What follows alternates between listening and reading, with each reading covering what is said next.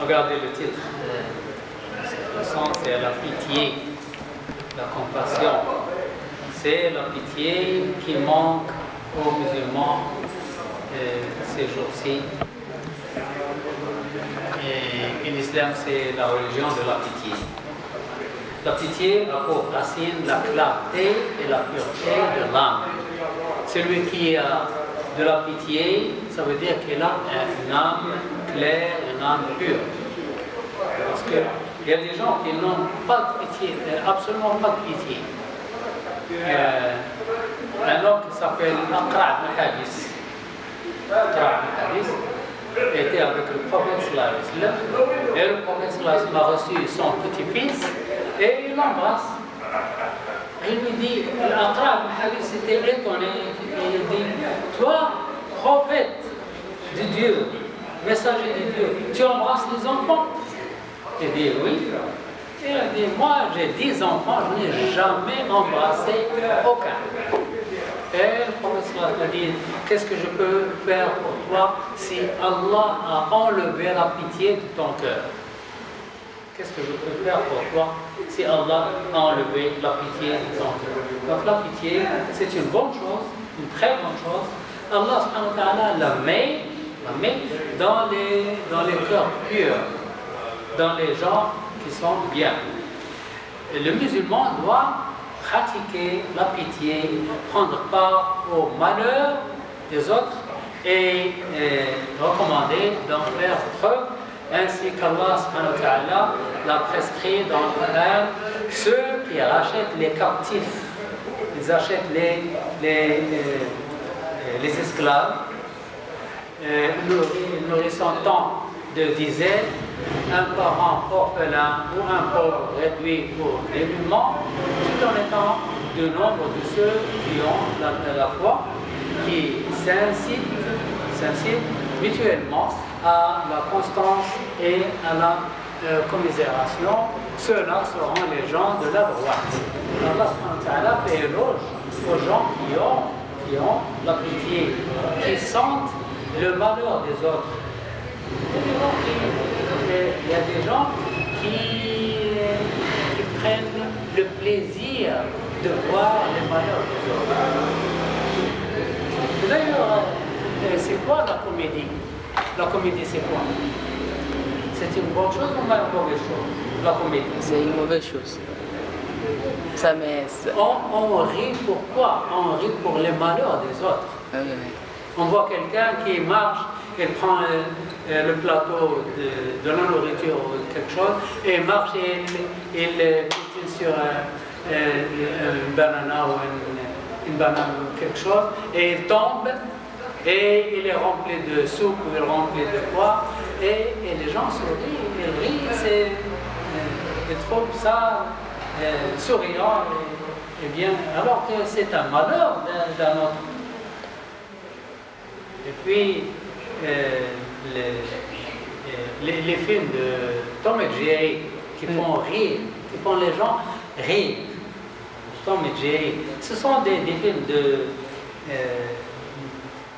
c'est le plus mal élevé, le plus intelligent, le plus malin qui gagne. Alors qu'en islam, il n'y a pas le plus malin. Et celui qui gagne, c'est la personne qui a la pitié. C'est la personne qui donne, et pas la personne qui reçoit par des façons injustes. Donc c'est pas bien de suivre par exemple des comédies et par exemple suivre des films. Dans la comédie, on rit, oui. On est content de voir les malheurs des autres. Et à force de voir ces films, ça devient normal. Quelqu'un qui est tombé du 10e étage, on regarde ce qu'il fait. Il bouge les mains, il bouge les jambes, et il rit. C'est joli à entendre, c'est joli à voir. Non, c'est pas joli.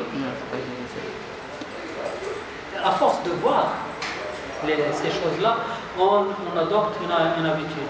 Je ne veux pas dire de ne pas voir les comédies. De temps en temps, c'est pas...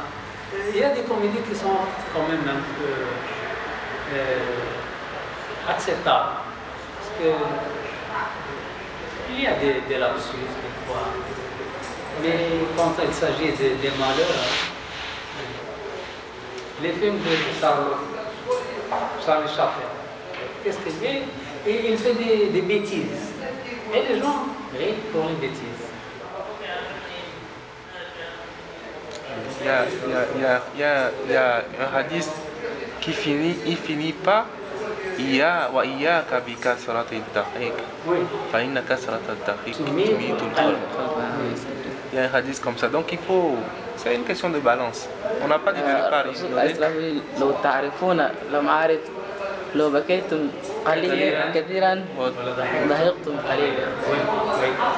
Et après on lui a dit de revenir pour annoncer la bonne nouvelle aux gens. Il y a des comédies qui sont bien. Il y a des comédies qui sont bien. Il faut que les comédies soient étudiées. Les comédies musulmans doivent être révisées par les chefs pour voir ce qui est accepté, ce qui n'est pas accepté.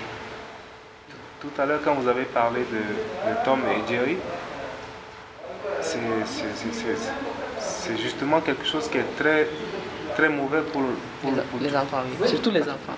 Bon, c'est pas une question de surtout les enfants, c'est pour tout le monde, parce que si tu vois ça dans ton enfance, tu es fini, c'est fini. Oui. Ça veut dire que c'est comme une éducation indirecte. Ça te dit, c'est voilà comme ça qu'il faut faire dans la vie. Il faut être le plus malin, le plus rusé, le plus truc là. Ça, c'est pas bien. Et vous savez que Tom et Jerry, ça devient un babysitter pour les enfants. Oui, bien sûr. Les parents, ils sont occupés, alors ils mettent les enfants devant Tom et Jerry. Jettent les bébés dans leur chambre. Avec une grande Déjà, la chambre pour le bébé n'est pas bien. Il faut que le bébé vit avec les parents pour voir ce qu'ils font, comment ils parlent, comment ils s'assoient, comment ils agissent, etc. Mais eux, ils entrent dans leur chambre, ils ferment, ils regardent Tom et Jerry. Qu'est-ce qu'ils apprennent? Ils apprennent les escroqueries, les mauvaises habitudes, etc. Et regardez ce qui se passe dans les rues. C'est inconscient, les gens ne savent pas que c'est de là que ça vient. Parce que ce qui se passe, il y a une partie de l'enfance qui est vraiment très, très, très, très dangereuse. Oui. Il faut faire très attention avec ce que vous avez dit justement, que l'enfant doit rester dans la chambre des parents. Pourquoi? Parce que l'enfant à un certain âge est comme une éponge. Il y a un âge particulier, c'est comme une éponge. Donc il absorbe tout ce qu'il y a autour de lui. Donc il faut faire très attention à l'environnement dans lequel tu le mets. Si tu le mets dans un environnement donné, il va absorber tout ce qui est